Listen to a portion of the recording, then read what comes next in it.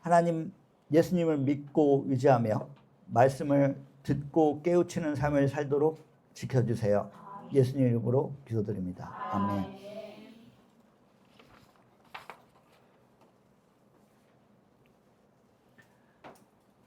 말씀을 읽고 듣고 예배드릴 수 있게 해주신 하나님께 감사드립니다. 성령님께서 저와 성도님들과 함께 하셔서 그리스도를 믿고 의지하며 세상 속에서 생명의 말씀을 전하는 삶이 되길 기도드립니다. 오늘 에스겔 3장 16절에서 21절 말씀은 파수꾼에 대해 이야기하고 있습니다. 7일 후에 여호와의 말씀이 내게 임하여 이르시되 인자야 내가 너를 이스라엘 족속이 파수꾼으로 세웠으니 너는 내 입이 말을 듣고 나를 대신하여 그들을 깨우치라. 본문에서는 여호와께서 에스겔을 이스라엘 족속이 파수꾼으로 세웠는데 이 파수꾼은 여호와의 말을 듣고 하나님을 대신하여 이스라엘 족속을 깨우치라고 말씀하였습니다. 에스겔이 살았던 시대는 바벨론에 의해 포로로 끌려가던 격동의 시대였습니다. 요시야 왕에 의해 하나님의 말씀을 지키며 성전과 함께 살아가기를 기대했던 이스라엘 사람들에게 강대한 바빌론에 의해 나라가 패망하고 유배하는 백성의 삶은 이스라엘 백성들이 받아들이기 힘든 현실이었습니다. 이러한 힘든 상황 속에서 에스겔 선지자는 하나님께 파수꾼으로 세워졌다고 말합니다. 파수꾼은 군사 등의 경계 작전에서 사용하는 사람이고 주된 임무는 적을 발견하여 경고하는 것입니다. 본문에서는 하나님이 에스겔을 파수꾼으로 세워 이스라엘 사람들에게 경고하는 깨우치는 역할을 맡기셨습니다. 성경에서 파수꾼이 나타나는 경우는 기드온이 전투 때처럼 사사기 7장 19절에서 미디안과 아말렉이 싸울 때 표현되고 있는데 기드온과 그와 함께한 100명이 이경 초에 진영 근처에 이른즉 바로 파수꾼들을 교대한 때라. 그들이 나팔 불며 손에 가졌던 항아리를 부수니라라고 사사기에 기록되어 있습니다. 이스라엘 백성들이 이방 민족들과 싸울 때 미디안과 아말렉 측에서 파수꾼을 교대한다는 기록이 최초이고 또한 헤롯 왕도 베드로를 붙잡았을 때 파수꾼을 이용했다는 경우가 있습니다. 사도행전 12장 19절 말씀에서 헤롯이 그를 찾아도 보지 못하매 파수꾼들을 신문하고 죽이라 명하니라.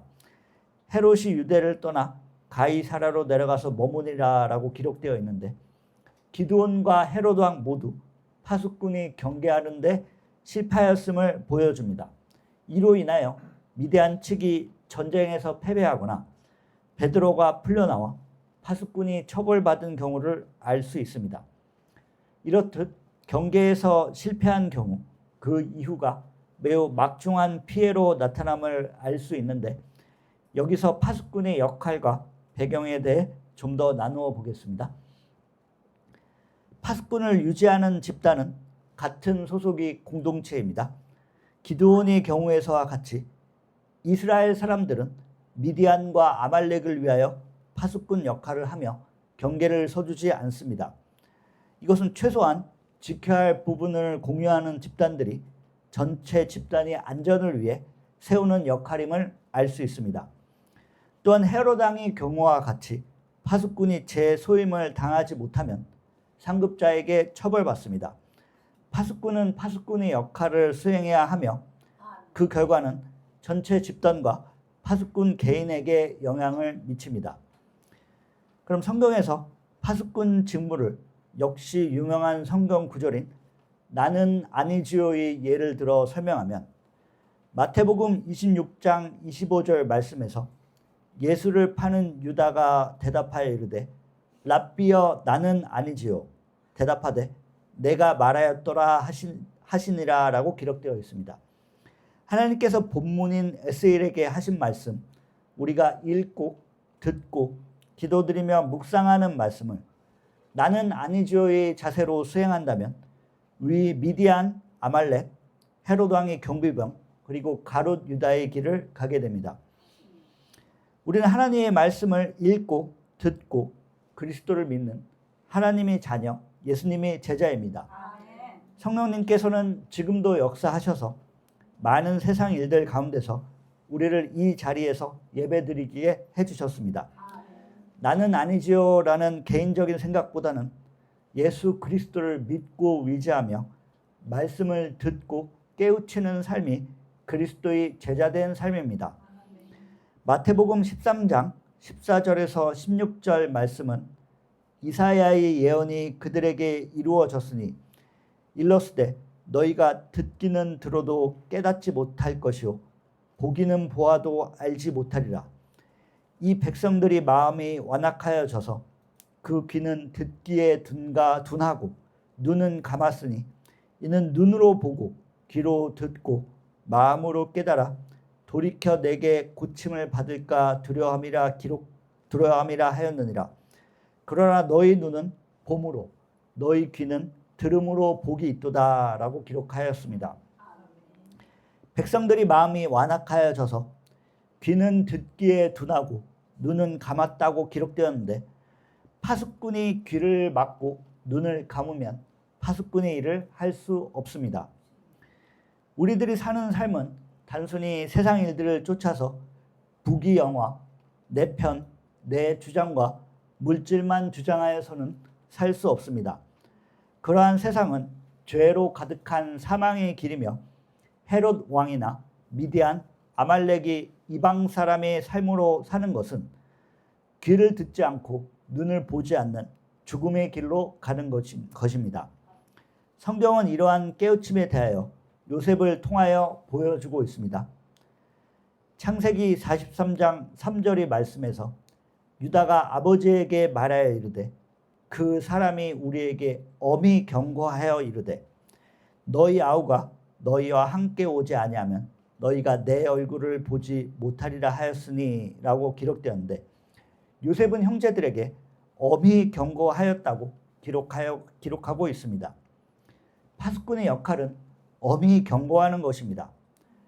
우리들이 어릴 때부터 잘 아는 늑대가 나타났다 이야기는 이러한 파수꾼이 제 역할을 하지 않을 때 어떠한 일들이 나타나는지 잘 설명해 주고 있습니다. 실제 늑대가 나타나지 않았는데 단순히 본인 재미로 마을 사람들을 출동하게 하는 것은 나중에 사람들이 재산을 잃게 하는 치명적인 결과로 나타납니다. 하나님께서는 나를 사랑하는 은혜의 하나님이고 창세기의 요셉은 형제들에게 경고하면서 살려면 반드시 따라야 하는 길을 보여주고 있습니다. 이러한 경고는 사망이 아닌 생명의 길입니다. 하나님께서는 누가복음 17장 3절 4절 말씀에서 너희는 스스로 조심하라.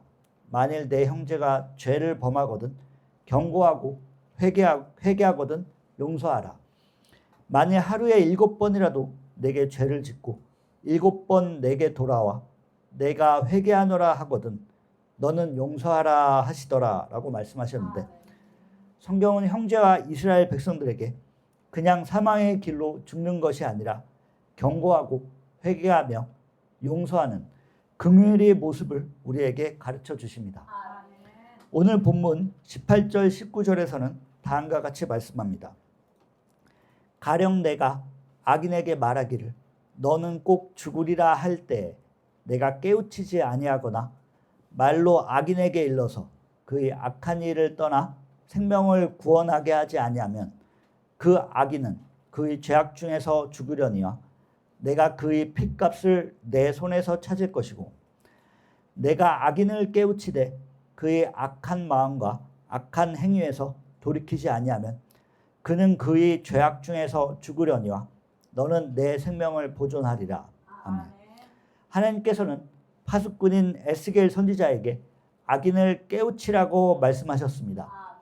파수꾼이 악인을 권면하여 경고하고 깨우치게 하면 악인이 돌이켜 죽지 아니할 것인데 악인뿐만 아니라 파수꾼에게도 여호와는 경고하셨습니다.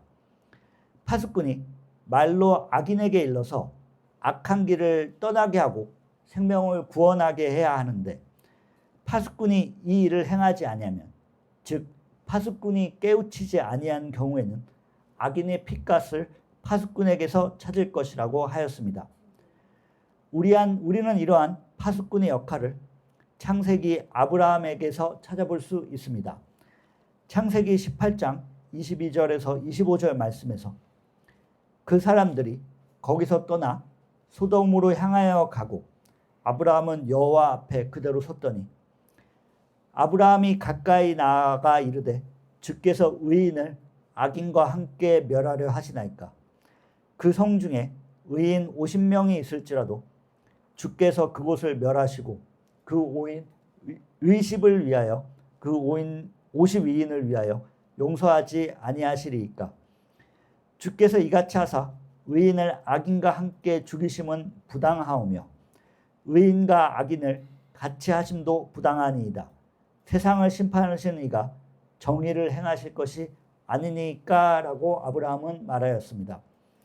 아브라함 입장에서는 자기 가족들도 아니고 자신과는 상관없는 사람들임에도 불구하고 주께서 의인과 악인을 함께 멸하려 하시나이까라고 여호와께 물어보며 50명의 의인을 위하여 파수꾼의 역할을 하였습니다. 세상에 악인은 항상 있습니다. 이러한 악인들, 그리스도를 모르는 사람들에게 예수를 전하며 구원의 길로 이끄는 것은 그리스도의 제자들이 수행해야 할 중요한 일입니다. 그러나 이러한 제자의 길을 특히 악인에게 권하여 파수꾼의 역할을 하는 일들을 게을리하면 하나님께서는 이 일들에 대한 빚값을 찾는다고 말씀하셨습니다. 우리는 세상 속에서 악인들과 함께 살아갑니다. 이러한 악인들을 제거하고 멸망시켜 달라고 하나님께 기도드리는 것은 예수님의 제자로 올바른 삶이 아닙니다. 마음속에 분노와 억울함을 가지고 살아가는 것이 아닌 그리스도의 자비와 하나님의 긍휼한 마음을 가지고 살아가야 합니다. 말씀을 듣고 지키며 저와 다른 사람들에게 예수를 전하는 사랑의 삶을 사는 것이 우리들이 해야 할 일입니다. 그리스도를 믿는 증인들은 의인이며 생명의 삶을 살아갑니다. 오늘 본문 3장 20절 21절 말씀을 함께 읽겠습니다. 에스겔 3장 20절 21절입니다. 또 의인이 그의 공의에서 돌이켜 악을 행할 때에는 이미 행한 그의 공의는 기억할 바 아니라 내가 그 앞에 거치는 것을 두면 그가 죽을지니 이는 내가 그를 깨우치지 않음이니라. 그는 그의 죄 중에서 죽으려니와 그의 피값은 내가 내 손에서 찾으리라. 그러나 내가 그 의인을 깨우쳐 범죄하지 아니하게 하므로 그가 범죄하지 아니하면 정령 살리니 이는 깨우침을 받으며 너도 내 영혼을 보존하리라. 아멘.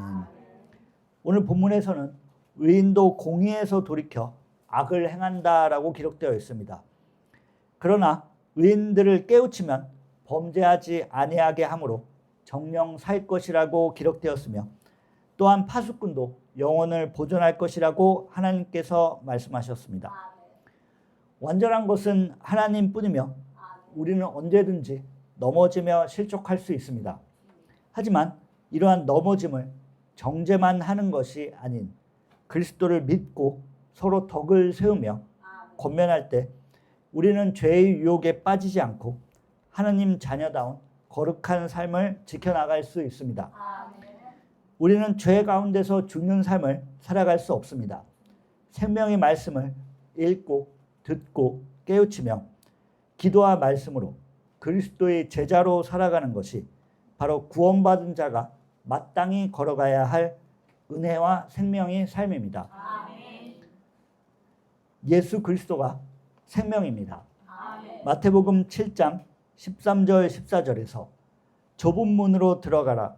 멸망으로 인도하는 문은 크고 그 길이 넓어 그리로 들어가는 자가 많고 생명으로 인도하는 문은 좁고 길이 협착하여 찾는 자가 적음이라 라고 말씀하였으며 그리스도를 믿고 구원받는 것만이 생명으로 인도하는 문입니다. 이 길은 쉽지 않습니다. 민수기 23장 19절에서 20절 말씀에는 하나님은 사람이 아니시니 거짓말을 하지 않으시고 인생이 아니시니 후회가 없으시도다. 어찌 그 말씀하신 바를 행하지 않으시며 하신 말씀을 실행하지 않으시랴. 내가 축복할 것을 받았으니 그가 주신 복을 내가 돌이키지 않으리라 라고 기록되어 있습니다. 우리들이 예배드리는 이 순간도 쉽지 않은 인생을 거치며 온 길이고 또한 그 인생들은 거짓과 후회가 가득한 인생입니다. 하지만 우리는 이러한 거짓과 후회 속에서 분함과 안타까움에 주저앉는 것이 아니라 그리스도를 의지하며 하나님께 나아가야 합니다. 이는 하나님께서 축복하시는 길이며 그리스도와 함께 그 복을 누리며 살아가는 생명의 길입니다. 요한복음 8장 51절 말씀에서 진실로 진실로 너희에게 이르노니 사람이 내 말을 지키면 영원히 죽음을 보지 아니하리라 라고 기록되어 있습니다. 그리스도를 믿고 의지하는 삶은 분노와 후회로 가득한 사망의 길이 아닌 하나님의 은혜와 복이 함께하는 생명의 길입니다. 우리들은 이러한 생명의 길을 예수 그리스도를 의지하는 믿음으로 가야 합니다. 마태복음 23장 23절 말씀에서 화 있을진저 외식하는 서기관들과 바리새인들이여 너희가 박하와 회향과 근처의 11조는 들이되 율법이 더 중한 바 정의와 긍휼과 믿음은 버렸도다. 그러나 이것도 행하고 저것도 버리지 말아야 할지니라 라고 기록되어 있습니다. 그리스도의 자녀들은 내 방식과 생각대로 살아가는 바리새인이 아니라 예수님의 증인으로 살아가야 합니다. 이는 긍휼과 은혜의 삶이며 세상과 남을 탓하는 것이 아닌 예수 그리스도의 사랑을 실천하는 은혜의 삶입니다. 로마서 4장 3절에서 5절 말씀은 다음과 같이 기록되었습니다. 성경이 무엇을 말하느냐? 아브라함이 하나님을 믿음에 그것이 그에게 의로 여겨진 바 되었느니라. 일하는 자에게는 그 삭시 은혜로 여겨지지 아니하고 보수로 여겨지거니와 일을 아니할지라도 경건하지 아니한 자를 위롭다 하시는 일을 믿는 자에게는 그의 믿음을 의로 여기시나니라고 기록되어 있습니다. 하나님을 믿는 것이 의이며 이는 세상의 분노와 죄가 아닌 하나님의 사랑과 긍휼을 가지고 가는 삶입니다. 우리는 파수꾼의 삶을 사는 예수 그리스도의 제자입니다.